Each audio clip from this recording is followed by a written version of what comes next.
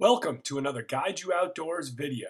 For more videos, check out our YouTube page at Guide You Outdoors. In this video, join me for a 4-day solo simplicity camping trip as I journey into the Vermont woods in late March. Along the way, I will show you a variety of camping skills and tricks. I will also explore the ideas of how nature can be healing to the soul and why I think we should all get out into the woods. Come along and join me for this great adventure. When you go camping, the equipment and gear you bring can make the difference between a great, comfortable experience and a miserable one. On this trip, I've made a conscious effort to bring primitive, simple clothing and equipment. By doing so, I've allowed myself to be comfortable and to get closer to nature. Many outdoor retailers would have you believe that you need a variety of expensive gear to camp comfortably. On this trip, I will show you a different perspective. Here we go wandering with a knapsack on my back. This is the nice part where you just get to take a nice little walk in the wilderness and get to where I'm hoping to camp for the next few days. It is neither wealth nor splendor, but tranquility and occupation which gives happiness. Thomas Jefferson.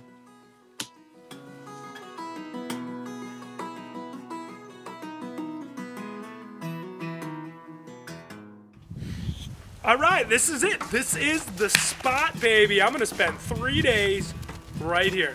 Sly Dog decided it was a good one, and he's maxing out. He said, Daddy, let's chill here.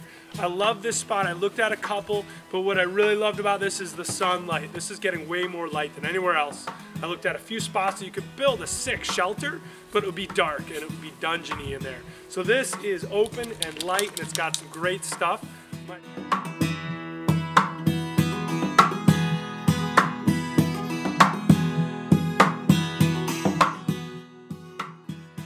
Anything which throws light on the universe, anything which reveals us to ourselves, should be welcome in this world of riddles. A. Crowley Magic. Looking good though, I'm excited. This is coming out great so far. I'm really happy to live in my little primitive shelter.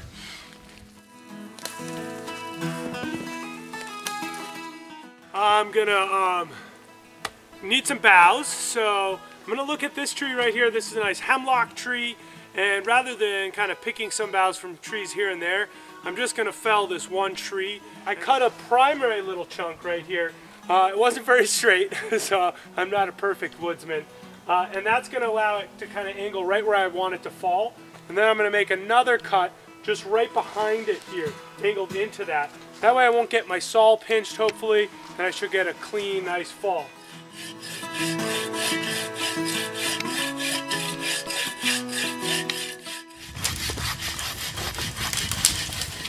Timber!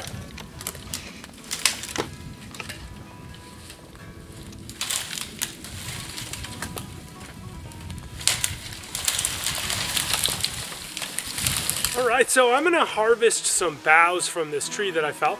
And I got some that I've already harvested right here. This is what I'm going to sleep on. This is my Thermarest. I insulate pad, high-tech stuff. This is pretty impactful on the tree. I'm killing a tree to do this here.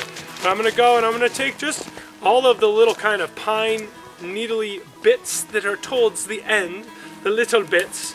Little chunk like this is what I'm really going for. I'm going to kind of work my way down this whole tree. I'll try and take as much off of this one tree as I possibly can. And thank you Hemlock, for giving your life to a comfy night's sleep in the wilderness.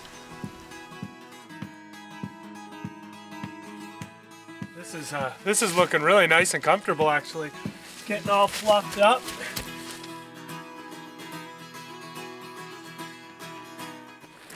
So this is a pretty good little simple trick right here. I have a piece of extra P-cord from my tarp, and I want to get more than just one piece of string.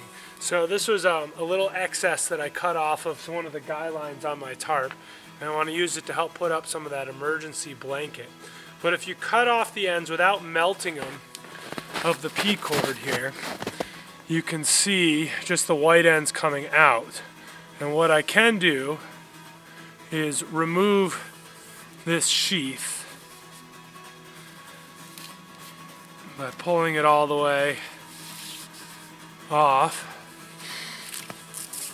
You can see here. And now, P-cord is really just 4 thin strands of this nice smaller fiber. Now this isn't nearly as strong, but now I have 5 separate little pieces of string that I can use for different projects. And this is pretty good little string for tying on tarps or whatever you need to do at camp. So you can also use the sheath bit for another piece of string as well. Great little use of P-cord and the way you can get more out of it.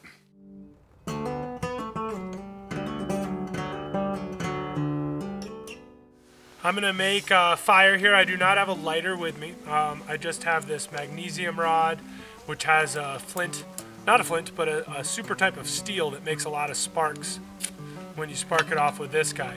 Now the magnesium also helps to get it going, and a little bit of birch bark. And one really good trick that I've found for this is to just take some old birch bark here that's still pretty clean and just kind of scruff it up with your knife.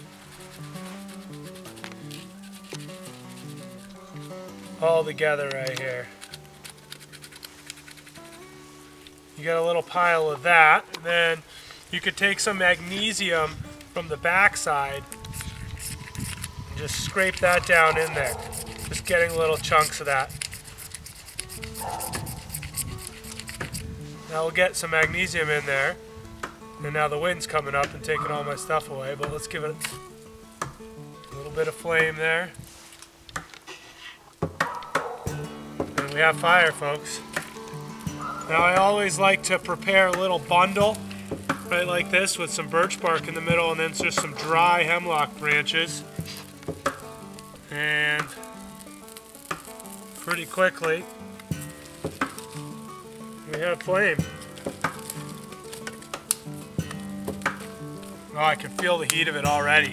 My hands are starting to get cold out here.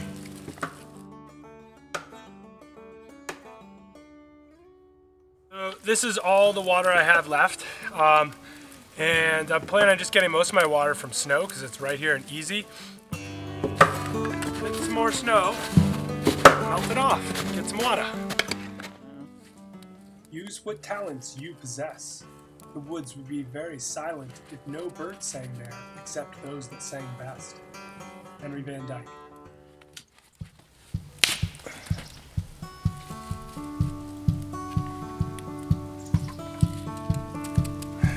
No bye.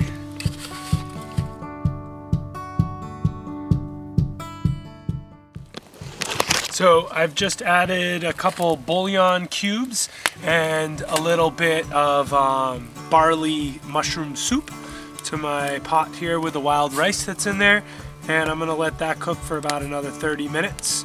Simmer in there, away it goes. And under here I have a whole pot of water.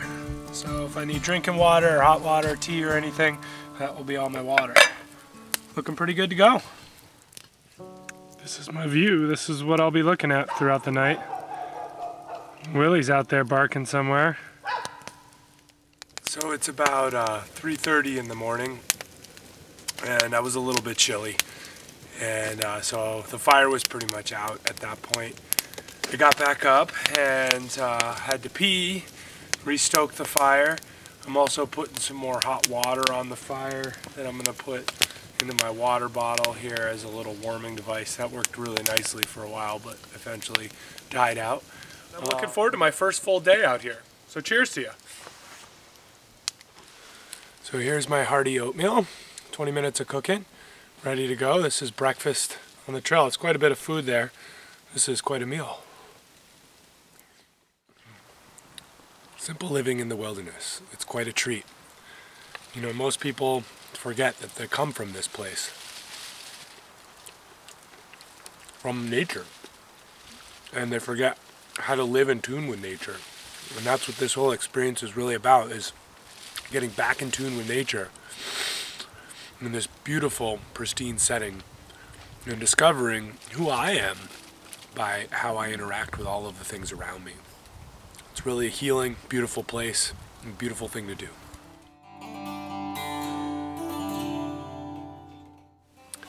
The time has come. I have to go to the bathroom. And in this type of setting, typically there's no bathroom, there's no flush toilets, there's nothing. So this is natural. People have pooped since the beginning of time, and they've always managed to do it in the wilderness. So you want to get a good, at least 300 feet, I would say. What's 300 feet? I don't count paces while I'm walking in the wilderness. But you want to use your common sense and judgment and get away from camp. Get this stuff. This is crap. You don't want crap in your camp. You're going to go get it deep in the woods. So part of it's going for a little walk. I'm thinking about what I'm going to use as a wiping surface. And I'm a huge fan of moss. This stuff right here is like a little sponge. And it's pretty soft. I'll feel it, make sure there's no too many little twigs or pokies in there. But that's a decent wipe number one. Sometimes I want to get a couple, because it might be a multiple wipe situation. So, in my journey through the woods, I found an outhouse spot. I think I'll use this for taking my poo.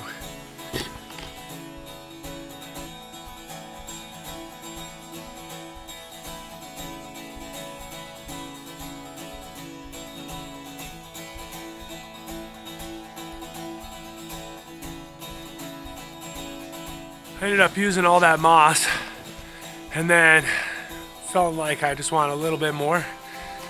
And so I just grabbed a handful of snow and then just pinched it up like this and just ran that down my bum. And that scooped every last little bit out. It was like a bidet, nice and clean. I feel super clean inside.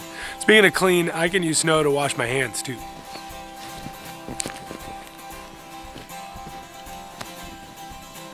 Cold. It's a cold way to do it, but your hands will numb up. But right now I got a lot of good heat going. I'm heading back to the fire in a minute. That's a little bit of a walk. Nice to be back. My spot. Hi, Sly Dog. Sly Dog's poking his head out over there.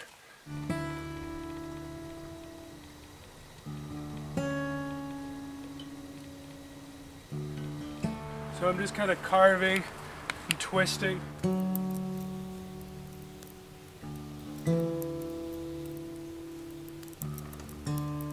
All right, time for the tap. This guy, I'm gonna hammer this guy right in there. This end in, collect the sap, drip out through the little hole on the end.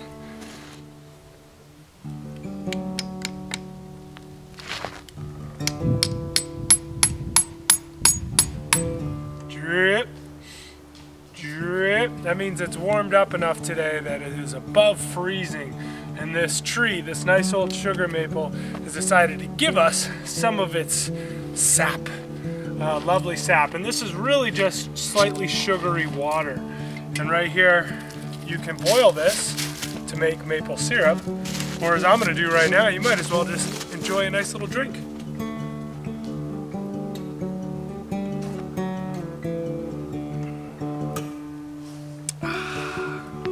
That's really good. You can see it's kind of leaked out along the side here, and there's like a maple icicle. So, quite a tasty treat right here. A maple flavored icicle. Mmm. That tastes good. That tastes really good. I love maple syrup.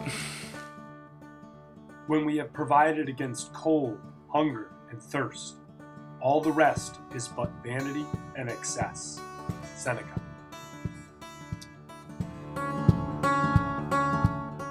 All right, now it's time for cooking some bannock. I got all my things that I'm gonna need out here in front of me. I got the bannock mix that I made up earlier back at home. This is flour, baking powder, a couple other things. And I got my good fire going here. What's really nice is right here, there's a little kind of alcove in the rock, which is gonna make a nice little mini oven almost. So I got a few little sticks going in there to build some coals. The main fire going, I'll drag some coals in there in a sec. Big mix in.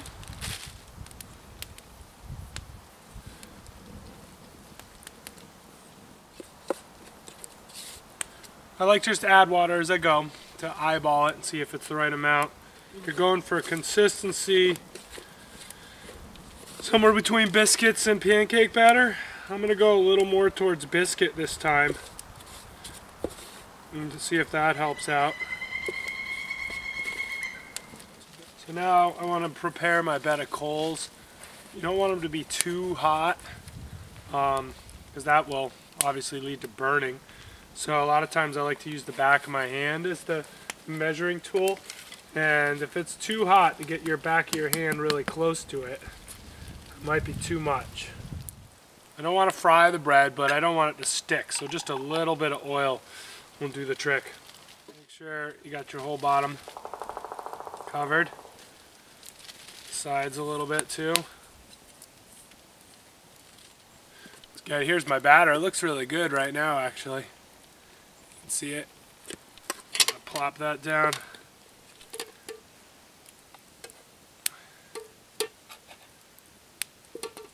Got a big knob on there. That'll be a job for the dogs to clean out later. So now, I'm just gonna kind of mush it in. This is a fry bake, so you can fry in it, but it has a nice fitting lid. You can bake in it as well. Oh, now my cooking surface is really good. And pay attention, there's a little notch on the top of the lid. And pay attention which way that's facing. Take a look at the time, it's 58 right now. Every 2 or 3 minutes I'll rotate it, probably flip it in about 8 minutes or so. And baking time's good. Oh yeah, there's some steam going on there. Looks good, huh? Looks really nice. The bannock bread is done. You can see the steam rising off of it. It looks pretty good. General rule of bannock bread is never to cut it, always break it. So this one won't be hard to do, but I can grab off a chunk like this right here. Steamy goodness. Those cranberries look good.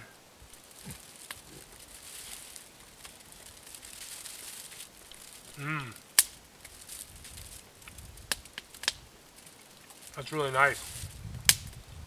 It's thick, it's hearty bread. But that's what you want when you're out here. You want something thick and hearty.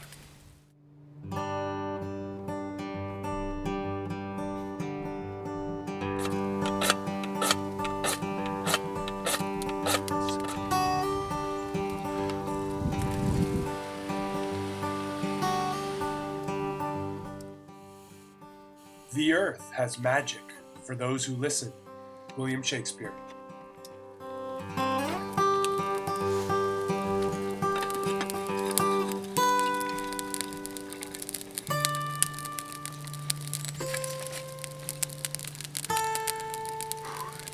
Sometimes fire just takes some good patience and just some time.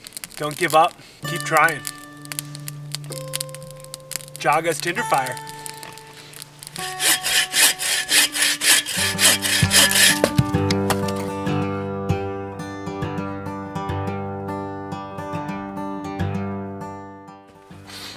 Alright, it's firewood cutting time. This is a nice big old piece of, looks like maple, I think. There's some hardwood around here, might be red maple. Nice solid, good hardwood, good for burning. I'm cutting it in big long chunks so that they burn through the night.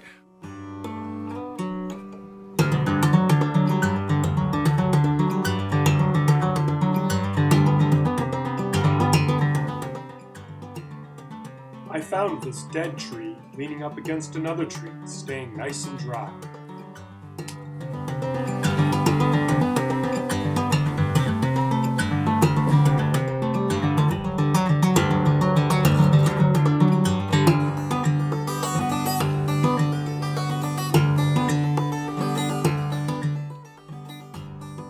Fears vanish as soon as one is fairly free in the wilderness.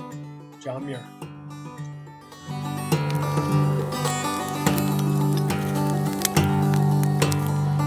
It's 3 a.m. and the moon is just super full right now. It's almost like daylight outside.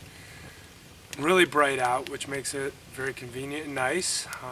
Got into a little routine. I get up every 2 or 3 hours, stoke the fire, get it going again, and then curl back in and fall asleep. I'm starting to reflect a little bit. I'm already at the stage of thinking about what this experience has really meant, how it's helped and healed me, and I think I go back from this experience rejuvenated and happy. Here she goes. She's been a beauty. Thank you, Fire.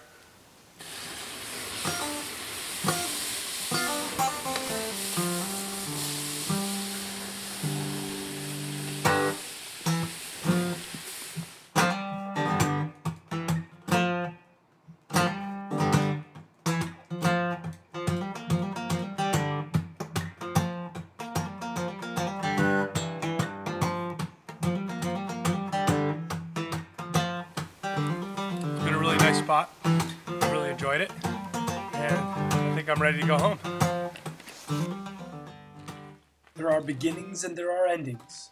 What meanings and effect your experience here will have in your life, only you will ultimately know. The responsibility, as always, is yours to make of it what you will. John Hurst. It's been great having you along with me for this wilderness simple living solo experience. For more videos and shorts from this film, check out our Guide You Outdoors YouTube page and like us on Facebook. Thanks for watching.